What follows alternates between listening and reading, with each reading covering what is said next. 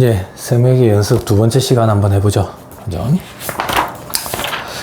그런 피드백을 주는 친구들이 좀 있던데, 여기 4학년들인데, 요번에 제 상법 수강 신청을 한 친구들이 있대. 교수님 뭐 상법 수업 보니까 그 상법 조문을 그 국가법령정보 시스템에서 띄워가지고 해주시니까 그게 보기가 참 좋고 도움이 되던데요. 뭐 이렇게 얘기해주는 친구들이 있던데, 요 과목도 그렇게 하면 좋거든. 근데 버거워서 안 돼요. 버거워서 안 되는 게, 세법은요, 여러분들이 공부하는 부분에 있어서 세법은 법령만 보는 게 아니라 시행령, 법조문, 시행령, 그리고 시행규칙까지 3단 보기로 해야 되거든. 법조문을 3단 보기라고 할 수 있어, 그 세팅에. 시행령도 봐야 되고 시행규칙도 왔다 갔다 해야 되는데 너무 버거워, 그러면. 강의 진행하는 제 입장에서도 시간이 너무 걸리고. 그래서 그렇게까지는 안 해요, 이 과목은. 그리고 여러분들 기존에 공부한 가닥이 있기 때문에 뭐 그렇게 어렵지는 않을 거예요. 그냥 하는 걸로 하죠. 자, 그래, 4학년들이 그걸 신청했던데, 모르겠어. 내가 학점 잘 주는 교수라고 소문이 났는지 학점 잘 안 주는데, 그 4학년들이 2학년 과목을 선택했던데, 4학년이라고 점수 잘 주고 이런 거 없어. 이런 거 없고, 상법 어려워. 상법 원래 어렵다고. 상법이 되게 어려워요. 그리고 여러분들이 학교에 지금 인제대에 상법 수업이 이제 처음 개강이 되는 거기 때문에, 처음 개설이 되는 거기 때문에 여러분들 되게 생소하게 느낀다고. 생소하게. 그래서 그걸 여러분들한테 어떻게 도와줄까 싶은 고민을 하던 중에 제가 상법 조문을 띄워놔놓고 하나씩 확인하면서 보면 안 좋을까 싶어가지고 그렇게 강의를 진행하는 거고, 세법은 그렇게까지는 하기 힘들다. 그리고 4학년들이라고 해가지고 혜택을 주는 건 없다. 대신에 공정하게 해준다. 공정하게 해준다. 그 2학년 수업인데 30명이 인원이 한정이라고 그랬는데, 어째 또 수강 신청을 했는데 자르겠나 싶어가지고 다 받아주라 이랬더니 60명이 넘어버렸어요. 더블 스코어가 돼버렸죠. 요 과목은 그래도 인원이 좀 적은 편인데 21명인가 22명인가 그래요. 이게 4학년들 수업이라 가지고 부담 안 주고 싶어요. 15명 안 됐었으면 또 더 좋았을 텐데, 어찌 하겠습니까? 마냥 좋을 수는 없으니까. 대신에 시험 부담을 안 주고 싶다는 얘기다. 강의는 잘 따라와야 된다. 잘 따라와야 된다. 요걸 켜놔놓고 또 멀티태스킹으로 다른 거 띄워놔놓고 하고 그러면 나중에 못 따라온다. 저한테 수업 들었던 친구들은 알 거예요. 제가 수업 시간에 언급한 걸 시험 문제에 내거든. 시험 문제 내. 그래서 수업 시간에 잘 못 따라오면 시험 대비하기가 좀 힘들 거다. 혼자 책을 보고 공부해야 되는데, 혼자 책을 보고 공부하면 순탄하게 될 만큼 이 과목 자체가 그렇게 난이도가 낮은 게 아니야. 그러면 4학년 과목이겠어, 이게. 그죠? 잘 따라와야 돼요. 졸지 말고. 자, 첫 페이지에 요거 책을 잘 사야 돼. 여기 보면 개정세법 반영이라고 돼 있지. 개정세법 반영. 이게 제일 최신 책이야. 개정세법 시행령까지 반영이 된 거야. 물론 이 책도 시행규칙까지는 아직 반영이 안 돼 있어. 그렇지만 시행령까지 다 반영이 돼서 우리가 공부하는 데는 크게 지장이 없다. 책을 잘못 사면 여기에 보면 시행령 개정안 반영이라고 돼 있는 책이 있거든. 그거는 시행령 개정되기 전에 책이야. 책과 강의는 무조건 최신 강의와 최신 책이 제일 좋은 거라. 예전 거 좀 싼 맛에 예전 거 안 돼. 그러면 이중으로 해야 돼, 공부를. 돈이 이중으로 들어요. 자, 3-1페이지에 총설에 법인세 일반 돼 있죠. 요런 것도 해야 돼. 자, 법인세의 종류로 돼 있죠. 법인세 종류. 법인세가 한 가지 세금이 아니라 4가지 세금이 있다.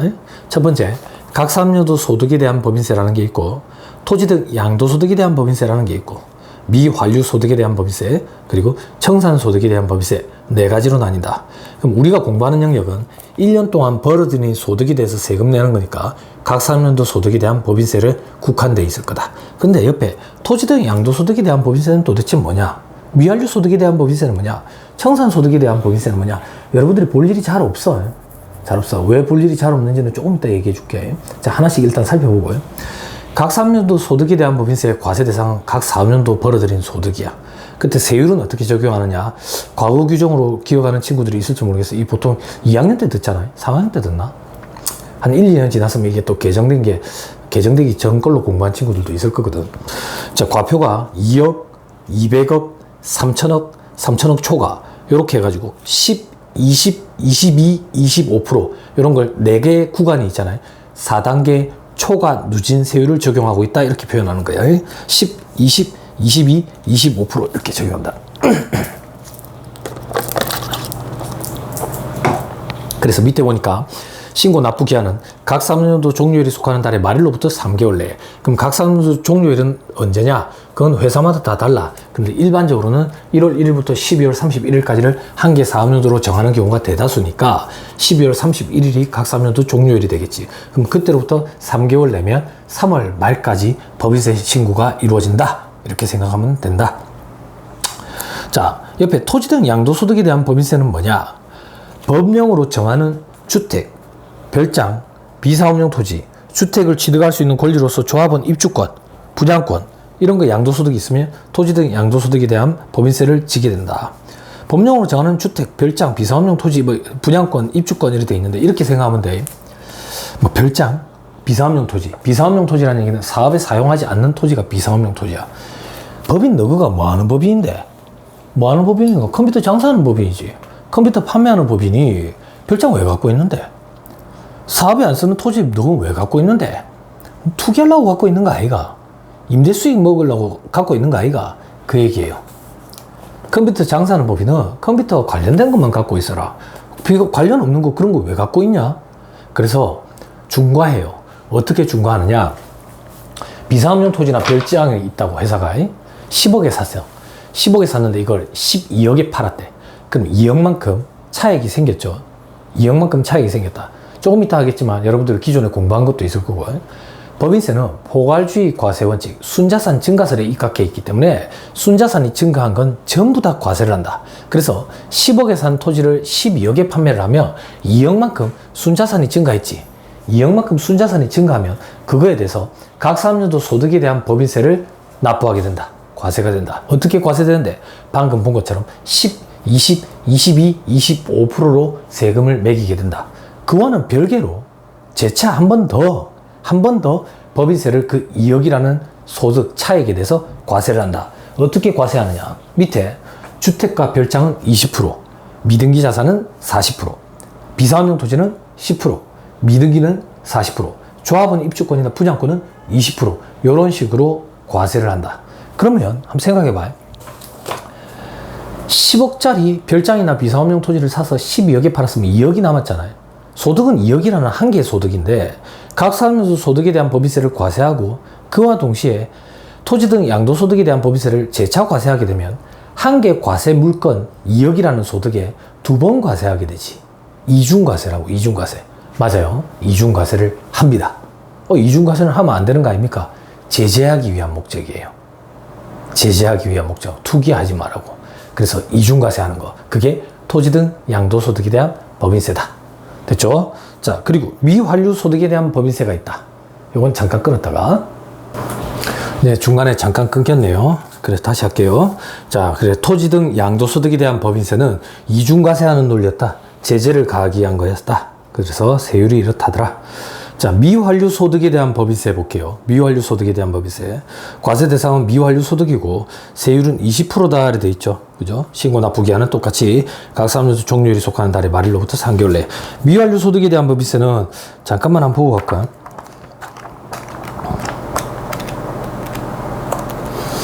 자, 페이지 3-223페이지.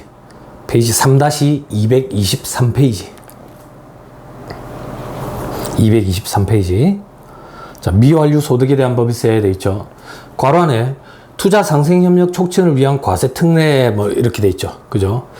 자, 이게 중간에 개정이 좀 이루어졌어요. 과거에는 미환류 소득에 대한 법인세라는 명칭으로 법인세였는데 이게 이제 조세 특례 제한법이라는 데로 갔어요. 조세 특례 제한법이라는 데로 가면서 용어가 투자 상생 협력 촉진을 위한 과세 특례 이렇게 바뀌었어요. 자, 취지. 기업의 소득을 투자, 임금 등으로 활용하도록 하여 기업 소득과 가계 소득 간의 선순환을 유도하기 위한 거다. 자, 요 얘기입니다. 간단히만 설명할게. 경기가 지금 되게 둔화돼가 경기가 안 좋다고. 경기 안 좋다고. 그러면 이 경기를 활성화시키기 위한 방안 중에 하나는 돈을 써야 돼. 기업체가 돈을 써야 된다고. 그리고 가게도 돈을 써야 되고. 그게 무슨 말인데, 기업체에서 돈을 쓴다는 얘기는 투자를 한다든지 아니면 직원들에게 임금을 증가시켜 준다든지 이런 방향으로 돈을 좀 쓰래. 그럼 투자를 하면 다른 업체에 투자를 하니까 다른 업체에 투자 자금이 생길 거고, 그럼 그 업체가 다시 또 성장을 할 거고, 그럼 그 업체가 성장을 하니까 또 소비를 할 거고, 임금을 증가시키면 가처분 소득이 늘어나니까 근로자들이, 임금 소득자들이, 그죠? 근로소득자들이, 그럼 그 소득을 가지고 또 소비를 할 거고, 그 소비를 하다 보니까 그 업체, 회사의 물건을 또 살 거고, 그러면 소비가 촉진되면서 기업체도 다시 또 매출이 증가하게 되고, 이게 가계와 기업 간의 선순환이다, 그 얘기예요.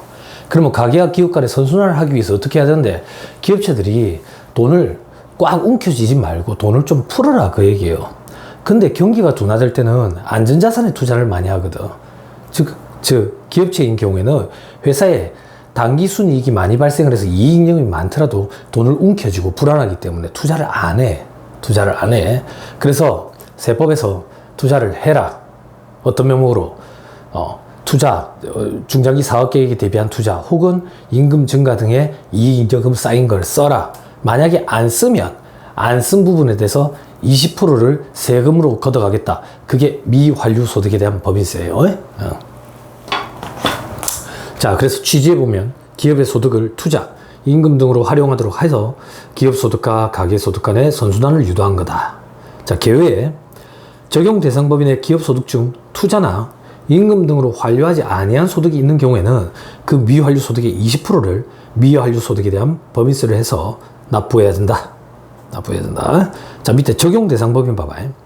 다음 중 어느 하나에 해당하는 내국법인 돼 있지. 각 사업년도 종료일 현재 자기 자본이 500억을 초과하는 법인. 다만 다음의 법인은 제외.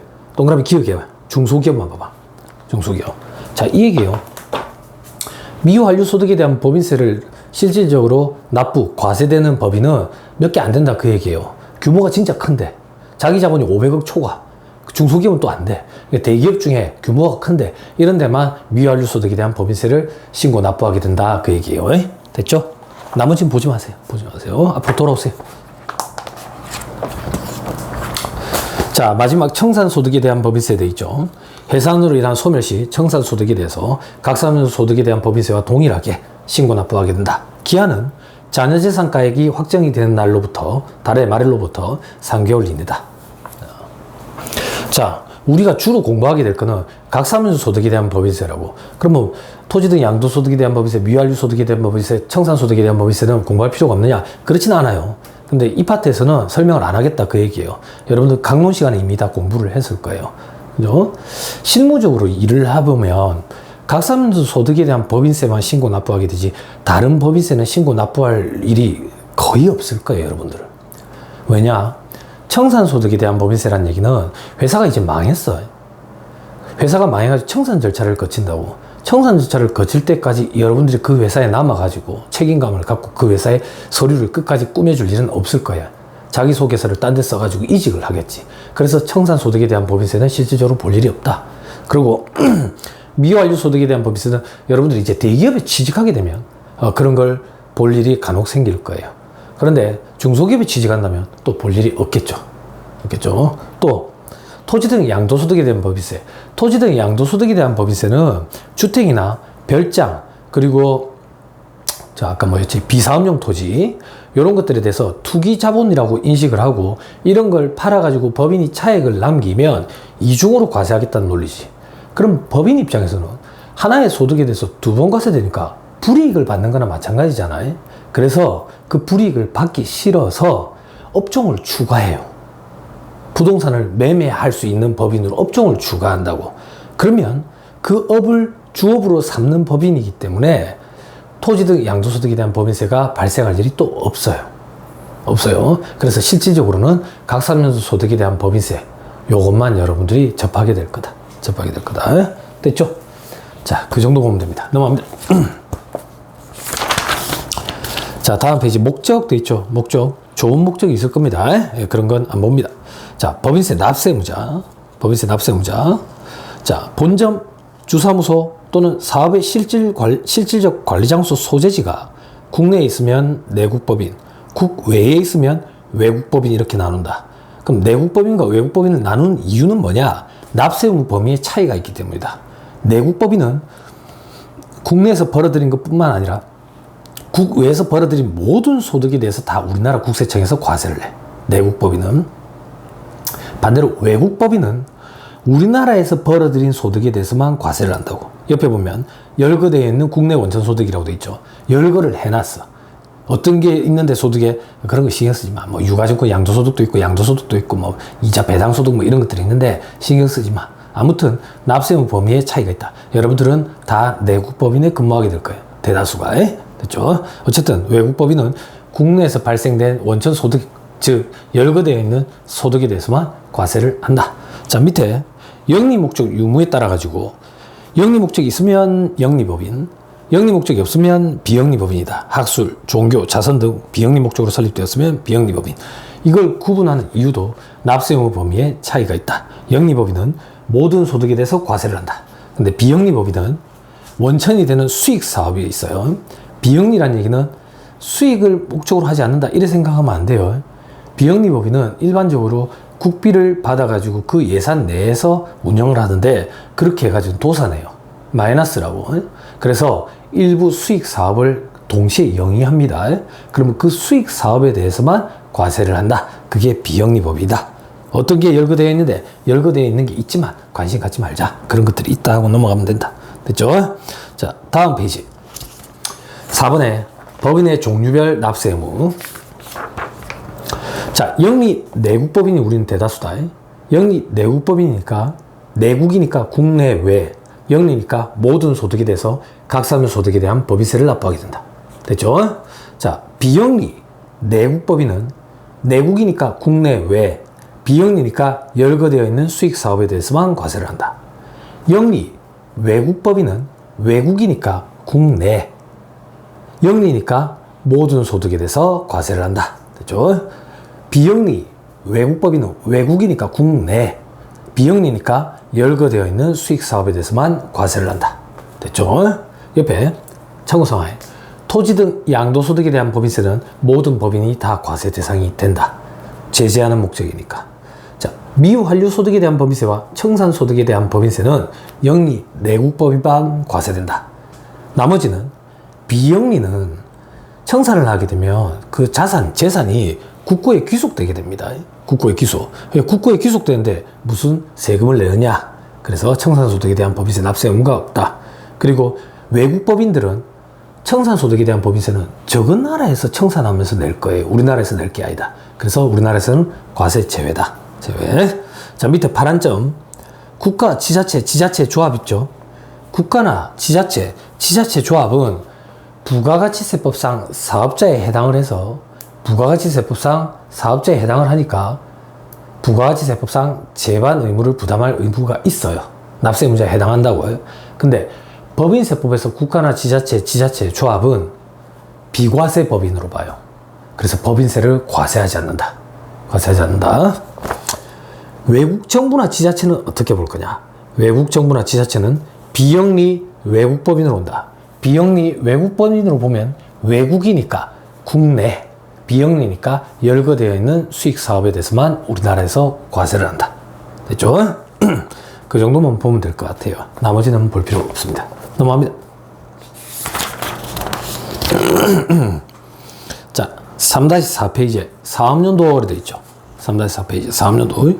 사업연도의 결정. 자, 1순위 법령이나 정관상 1회기간. 사업연도는 이렇게 한다. 1년을 초과하지 못한다. 근데 만약에 2순위 법령이나 정관에 1회기간 사업연도가 정해져 있지 않으면 설립신고나 사업자 등록과 함께 신고한 기간에 따른다. 근데 그것도 안 하면 3순위에 1월 1일부터 12월 31일까지다. 자, 이반은 세무회계 반영이기 때문에 절차 규정은 거의 안 볼 겁니다. 근데 앞에 의미 있는 몇 가지만 보고 넘어갈 거예요. 자, 그 다음 최초 사업연도 개시일 돼 있죠. 법인의 최초 사업연도 개시일은 설립 등기일이다. 자, 상법에 보면 권리능력이라는 의무가 얘기가 있다. 상법의 권리능력은 뭐냐? 살아 숨쉬고 있다라는 얘기다. 살아 숨쉬고 있다. 법인은 그러면 언제부터 살아 숨쉬느냐? 설립 등기를 하는 시점부터 살아 숨쉰다. 그럼 언제 숨이 딱 끊기느냐? 청산 사무가 사실상 종결된 시점. 그때 숨이 끊긴다. 아무튼 우리에게 지금 필요한 거 법인의 최초 사업연도 개시일은 설립 등기 시점이다. 설립 등기. 근데 밑에 특례 있고 뭐 외국법인 있죠? 이런 건 볼 필요 없다. 지금 이 반은 세무회계 연습반이다. 자, 밑에 사업연도의 변경 안 한다. 실무적으로도 변경하는 일 없다. 됐죠? 넘어갑니다. 3-6페이지. 3-6페이지. 사업연도 의제라는 규정이 있죠. 사업연도 의제 규정 여러분들 볼 일 없다. 교수님 실무하다가 이런 일이 생기면 어떻게 한대요? 그때 찾아보면 된다. 이건 세무회계 영역이랑은 조금 동떨어진 부분이다. 하지 말자. 자, 3-7페이지. 납세지. 자, 원칙적인 납세지의 내국법인을 보면 등기부상 본점주사무소 소재지. 등기부상 본점주사무소 소재지가 원칙적인 납세지다. 근데 만약에 괄호 안에 국내에 본점주사무소가 소재하지 않는 경우에는 사업의 실질적 관리장소 소재지가 납세지가 된다. 납세지가. 자, 밑에 이번에 원천징수한 법인세 납세지 돼 있는데, 이건 안 하겠습니다. 제가 이거 실무 강의할 때 하는데 이거 많이 어려운 거예요. 여러분들이 아직 듣기는 힘들어요. 원천징수 개념이 아직 많이 안 잡혀 있기 때문에 넘어가세요. 집에서 혼자 아무리 심심해도 읽지 마세요. 읽지 마세요. 책을 뜯게 돼요. 자, 다음 페이지. 3-8페이지. 납세지 지정과 변경 돼 있죠. 그죠? 납세지를 지정하고 변경할 수 있는 경우가 있구나. 됐다. 넘어가자. 자, 3-9페이지에 신탁소득이 돼 있어요. 신탁소득. 이게 올해 개정된 건데 참 어렵거든. 근데 여러분들 지금 세무회계 영역에서 이거 볼 일 없다. 신경 쓰지 말자. 넘어간다. 자, 그러고 나니까 이제 계산구조가 나옵니다. 계산구조. 우리 앞에서 봤었지. 아까 사무소식에서 봤었다고. 법인세 과세표준 및 세액조정 계산서라는 데서 이런 계산구조가 있었다. 눈으로 한번 보자. 이미 다 공부했던 것들이지만 결산서상 당기순이익에서 시작해서 입금산입, 송금산입, 입금불산입. 그러니까 차가감 소득금액이 나오더라.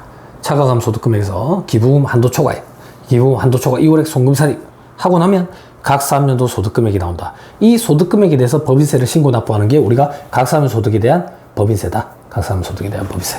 자, 그 밑에 2월 결손금을 차감하고 비과세 소득공제를 차감하고 나면 과세 표준이 나오고 세율을 곱하면 산출세액이 나오는데 그때 세율은 10, 20, 22, 25%였다. 그죠?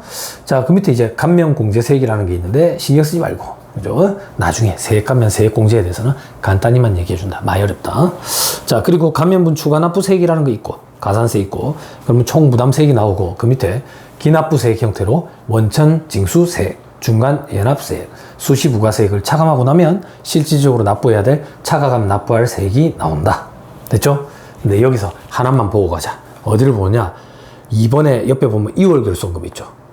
2월 결손금. 결손금의 2월 공제는 15년간 이제 2월 공제를 해준다. 2월 공제. 15년 이내에 발생한 세법상 2월 결손금을 공제해준다. 자, 밑에 별표시에, 표 밑에 별표시. 2020년 1월 1일 이후 개시하는 사업연도에 발생한 결손금부터 15년간 2월 공제한다. 2020년 1월 1일 전에 개시하는 사업연도에 발생한 결손금은 종전규정에 따라 10년간 2월 공제한다. 요건 한 번만 따져보고 가자.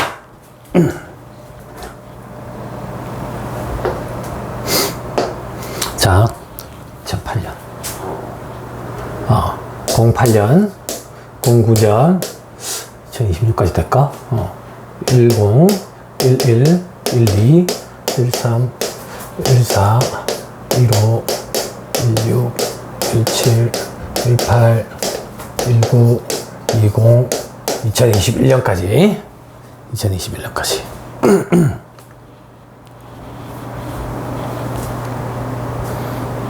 따라오고 있죠?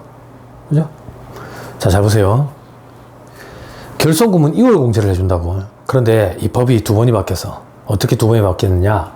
2008년까지 발생한 2월 결손금은 5년 동안 2월 공제를 해줬어. 예를 들어 볼게. 2008년에 결손금이 100원이 발생을 했다. 100원이. 그러면 1년, 2년, 3년, 4년, 5년 때까지만 2월 공제가 되는 거야. 올해는 몇 년도인데? 2021년이야. 그러면 2008년에 발생했던 건 지금 2월 결손금 공제를 못 받는 거지. 못 받아. 됐죠? 자, 그 다음 2009년에 결손금이 발생을 했다. 이 결손금은 2009년부터는 10년간 2월 공제를 해준다고. 10년간. 하나, 둘, 셋, 넷, 다섯, 여섯, 일곱, 여덟, 아홉, 열. 하나, 둘, 셋, 넷, 다섯, 여섯, 일곱, 여덟, 아홉, 열. 여태까지. 여태까지. 지금 연도도 2021년도 2월 공제 이제 못 받는다. 끝났다. 됐죠? 됐나요? 그런데 2020년도 것부터는 15년 공제해 준다지. 그럼 2020년부터 발생한 거는 15년 공제가 되니까 올해 공제를 받을 수 있겠지. 그죠? 그리고 하나만 더 보자고. 2010년에 발생된 결손금은 어떻게 되는지. 2010년에 결손금이 발생했다. 하나, 둘, 셋, 넷, 다섯, 여섯, 일곱, 여덟, 아홉, 열. 여기까지만 공제해 준다고. 그럼 올해인 2021년에는 공제를 못 받지. 하나만 더. 2011년에 결손금이 발생을 했어. 2011년에 결손금이 발생을 했다. 그러면 하나, 둘, 셋, 넷, 다섯, 여섯, 일곱, 여덟, 아홉, 열. 요때까지 공제가 되지. 그럼 올해는 2021년 공제를 받을 수 있네. 즉, 요렇게 생각하면 된다. 2011년 이후로 발생된 결손금은 올해 다 2월 공제를 받을 수가 있네. 됐나요? 됐죠? 요걸 좀 기억을 하시라. 네? 됐습니다. 넘어갑니다. 자, 다음 페이지. 3-11페이지. 별지 제15사실에 소득금액 조정 합계표 있죠? 아까 잠깐 살펴봤었어요. 그죠? 살펴봤었다. 앞으로 우리는 세무조정을 하면서 이 서식을 한번 갖다 띄어놔 놓고 숫자가 어떻게 들어가는지도 살펴볼 거다. 넘어갑니다. 3-12페이지. 별지 제3호서식이라 해가지고 법인세 과표 및 세액조정 계산서 돼 있죠? 아까 살펴봤던 거다. 자, 3-13페이지. 별지 제50호서식 을이라 자본금과 적립금 조정면서 을표. 아까 살펴봤죠? D페이지 보면 가표도 있습니다. 자본금과 적립금 조정면서 가표. 됐죠? 됐습니다. 자, 그 다음 3-15페이지 이제 2절에 과세소득부터 해야 되는데 여기서부터 이제 본격적으로 시작되는 거니까 잠깐 끊었다가 하겠습니다.